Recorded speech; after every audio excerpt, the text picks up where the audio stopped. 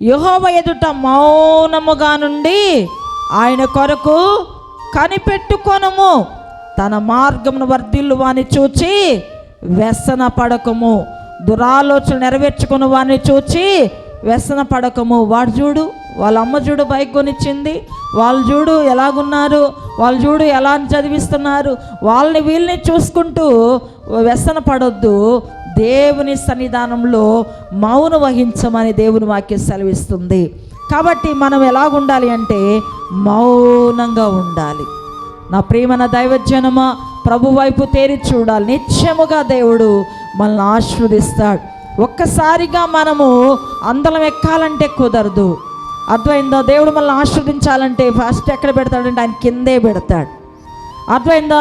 క్రింద నుంచి ఆయన తీసుకొస్తాడు, కానీ క్రింద కాదు. నేను ఎలాగైనా సరే పైకి వెళ్ళిపోవాలంటే కుదరదు పిల్లారా. ఒకరు 30 అంతలుగా, ఒకరు 60 అంతలుగా, ఒకరు 100 అంతలుగా ఫలించాలి, కానీ ఒకరు 100 అంతలుగా, ఒకరు 30 అంతలుగా ఇట పైనుంచి కిందకు వస్తుందా? మనము ఒక బిల్డింగ్ ఎక్కాలంటే కింద మెట్టు నుంచి ఎక్కాలి. కనుక 4 మెట్లు ఎక్కితే ప్యాంటు చినిగిపోద్ది. తొందరకి ఎక్కేద్దాం 4 మెట్లు ఎక్కేయటం. అర్థమైందా?